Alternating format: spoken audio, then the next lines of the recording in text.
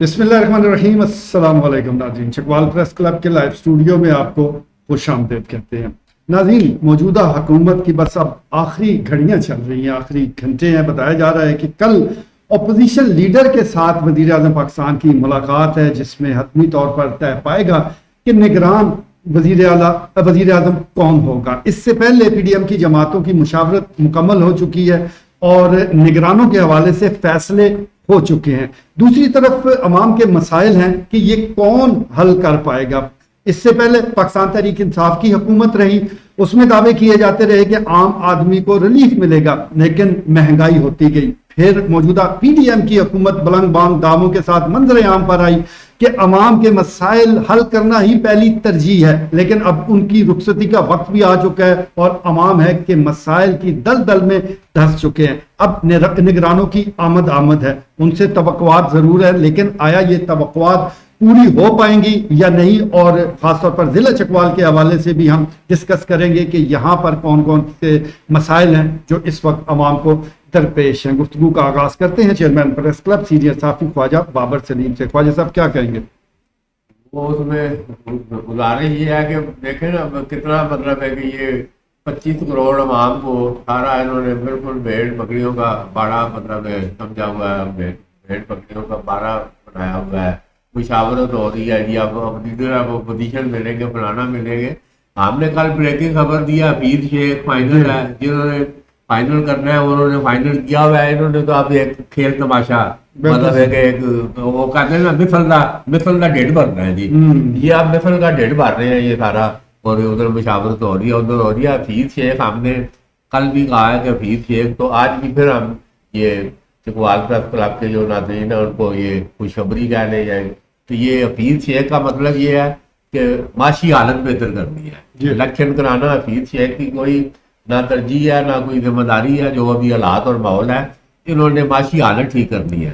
الحمدللہ حفیظ شیخ کا بڑا اچھا ٹریک ریکارڈ ہے۔ اگر نیک نیتی کے ساتھ سارے اگر جس طرح ایک پیج پہ ہو جائیں کہ بھئی ہم نے معاشی حالت بہتر کرنی ہے، تو اب جو نیا ٹرینڈ اب آ گیا اور اب 2 وقت کی روٹی تو مسئلہ ہے ہی آیا تھا نا، اب بجلی کے بل اور سوئی گیس ہی اس سے بھی بڑا مسئلہ یہ آنے والے 1-2 مہینوں میں۔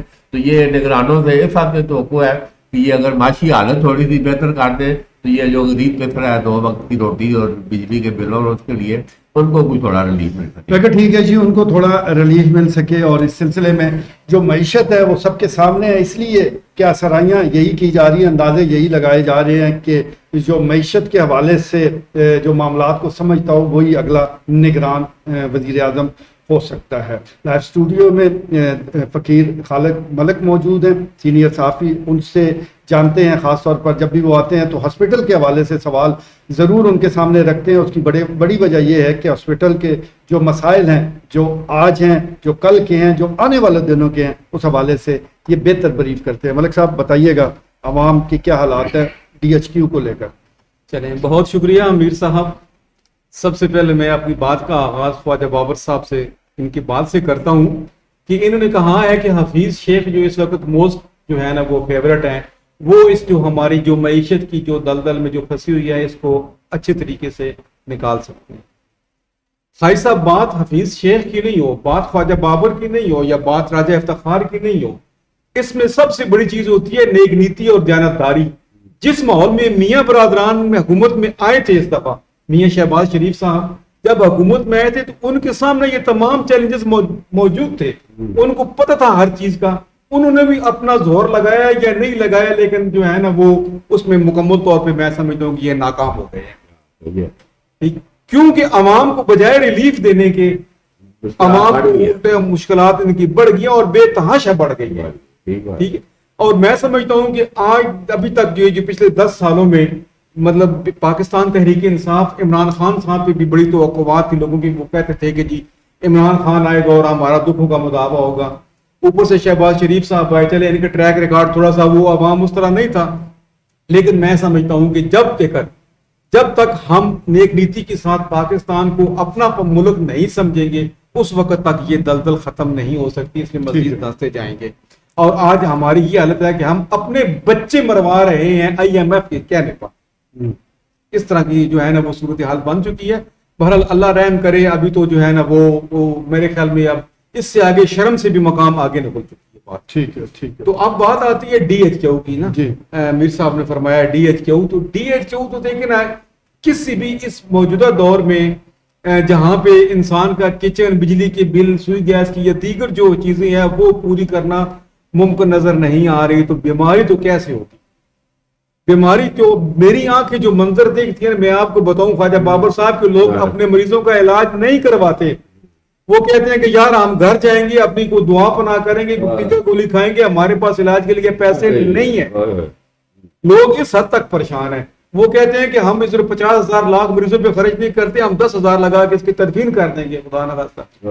تو یہ حالات پہنچ چکے ہیں ادھر. یہاں دیکھ کے لوگ جو ہے نا وہ بیٹھے ہوئے بیچارے، ان کو وہ دیکھ رہے ہیں کہ کوئی اللہ کا بندہ آئے اور ہماری مدد امداد کرے. ٹھیک ہے. باقی رہا کہ ڈاکٹر آصف ارباب نیازی صاحب کی بات جو موجودہ ایم ایس صاحب ہیں، یہ اس بندے میں نے ایک چیز دیکھی ہے کہ یہ میں جب بھی میری ان سے ملاقات ہوئی ہے یہ اپنے کام میں مگن ہے. یعنی اگر آپ جو گئے ہیں نا تو بالکل یہ چلتی ہوئی بھی اپنے وہ ان کو انسٹرکشن دے رہے ہوں گے اور یہ اس کو بہتر کرنے کی. اور جتنے بھی ہارڈ حرام مافیا ہے ہاسپٹل میں ان سب کو جو ہے نا وہ تکلیف ہوئی ہے اس بندے سے، مجھے پتا ہے. اب دیکھیں نا یہاں پہ ڈی ایچ کیو میں بابر صاحب ادویات جو ہوتی تھی وہ ایکسپائر ہو جاتی تھی، اٹھا کے پھینک دیتے تھے، مریضوں کو نہیں لگتی. صرف ان کی ہڈ رامی کی وہاں سے اٹھا کے کون لائے گا پتہ نہیں ہے. اب ڈاکٹر ارباب نیازی نے یہ کہا کیا ہے کہ انہوں نے تمام جو اندر وارڈ ہے نا اس میں بھی ڈسپینسری بنا دی ہے اندر. اور ڈسپینسری بنانے کا مطلب یہ ہے کہ پیشنٹ جو ہے نا وہ اس کے لواحقین وہ خود جائے وہاں سے دوائی لے اور فورس کرے ان کو جو ہے نا کہ آپ اس کو لگائیں. لیکن میں یہ اکثر بات کرتا ہوں نا کہ دیکھیں نا کوئی بھی برسرے سربراہ ہوتا ہے نا سر، اس نے تو ایک آرڈر کرنا ہوتا ہے. اگر اس میں نیک نیتی بدنامی اس وقت شامل ہوتی ہے جب اس کے جو محکوم ہے، جو نیچے عملہ کام کرنے والا اس کے ساتھ مخلص ہو.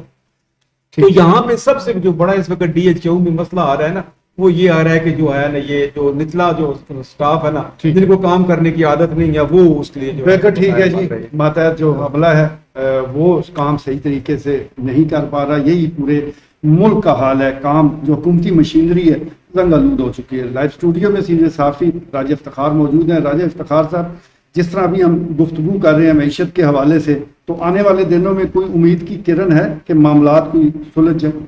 بہت شکریہ امیر صاحب. میں یہ سمجھتا ہوں کہ بہت زیادہ امید ہے، لیکن اس میں پھر وہی بات آ جاتی ہے کہ جو نیک نیتی اور جو ایک اشرفیہ اور جو بیوروکریسی ہے ان کے اخراجات جو ہے وہ کنٹرول ہوتے ہوئے انفارچونیٹلی ہمیں نظر نہیں آ رہے.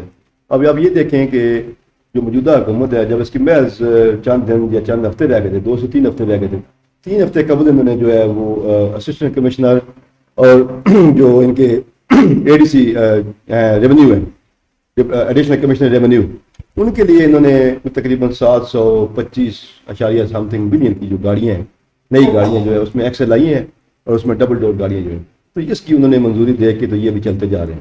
تو میں یہ کہنا چاہوں گا کہ جب آپ پوری دنیا سے قرض لے رہے ہیں، آپ آئی ایم ایف سے پچھلے 6 مہینے ان کی منتیں ترلے کر کے ساری ان کی آپ نے شرائط گورنمنٹ نے منوان جو ہے وہ ایکسیپٹ کر لی ہیں. پیٹرول کی قیمت کے بارے میں یہ خبریں ابھی بھی گردش میں ہیں کہ یہ آپ کے آنے والے 2 مہینے میں یہ پوری 300 روپے لیٹر آپ کو ملے گی.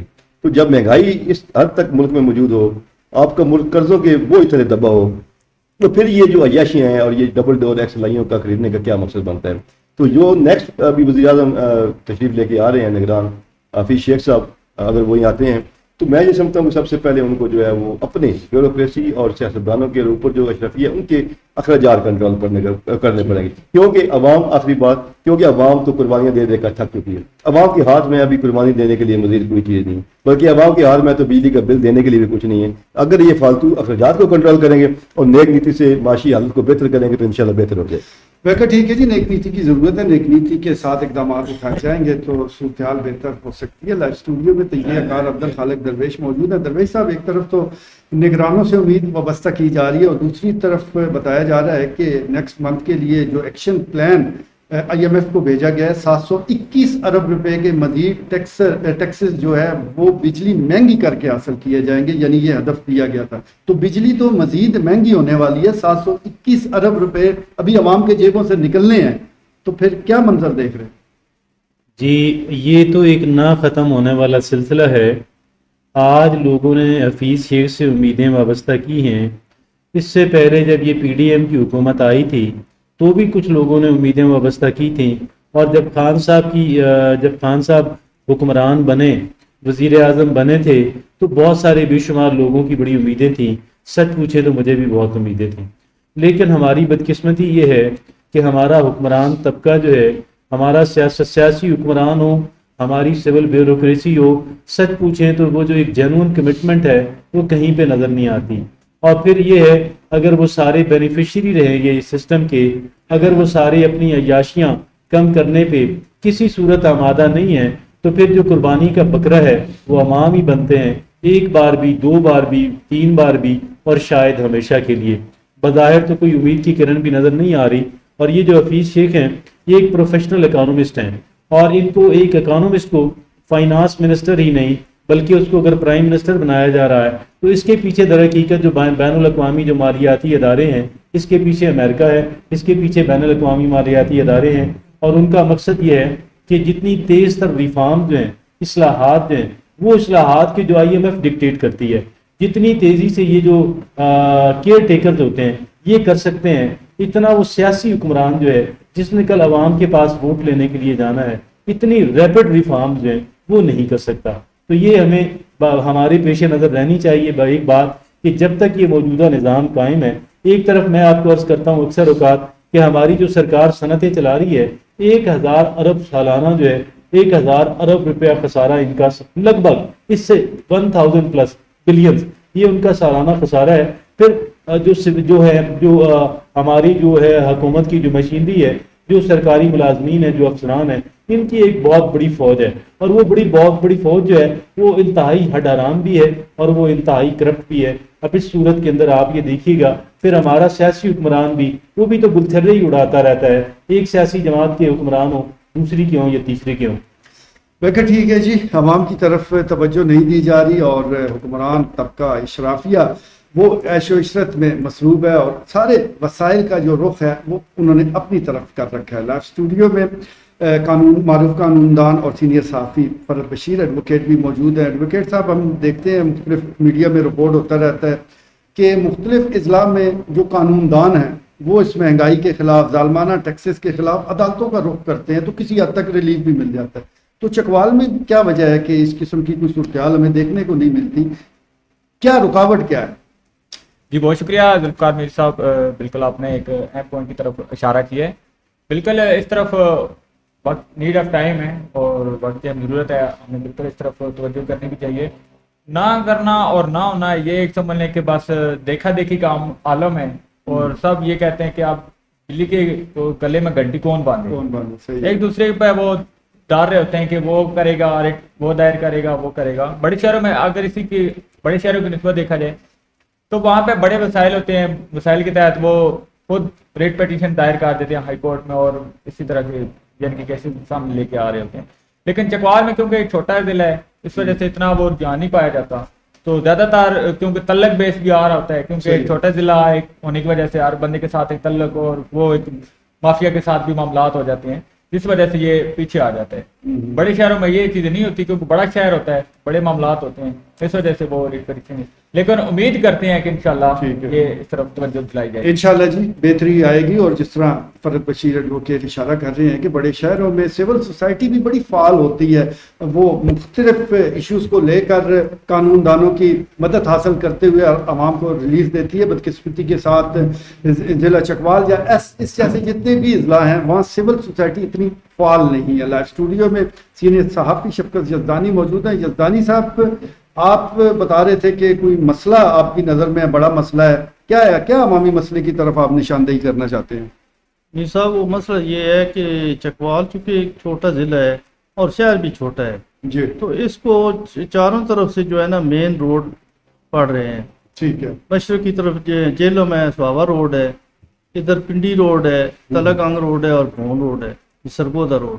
یہ 4 روڈ یعنی یہ چکوال جو ہے ایک چوک ہے. ٹھیک ہے. تو یہاں پہ چاروں طرف سے جو ہے ٹریفک کا اندھا دھند جو ہے ادھر آتی ہے اور رش پڑتا ہے.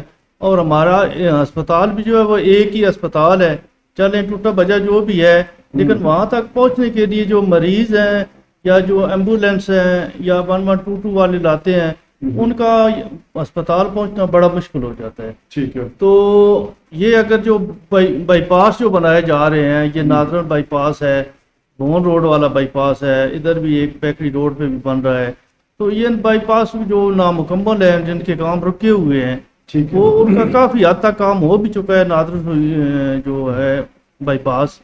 تو اس کو مکمل اگر کیا جائے تو شہر پر لوڈ جو ہے وہ کم ہو سکتا ہے، بالکل ٹھیک ہے. ٹریفک کا، تو لوگوں کو جو چلے آسانی ہو سکتی ٹھیک ہو گیا جی. ٹریفک کا بہاؤ وہ بہتر ہو سکتا ہے، اور خاص طور پر شفقت جلدانی صاحب اشارہ کر رہے ہیں رنگ روڈ کی طرف، جو منصوبہ تو موجود ہے لیکن ابھی صرف کاغذوں میں ہے. جو بائی پاس بن رہے ہیں وہاں پر بھی تعمیراتی کام تاخیر کا شکار ہے، تو اس میں تیزی لائی جائے. مواصلات کا نظام جتنا بہتر ہوتا ہے، معیشت کا پہیہ اتنی تیزی کے ساتھ ہی چلتا ہے. آج کے لیے اتنا ہی، اجازت دیجیے. اللہ نے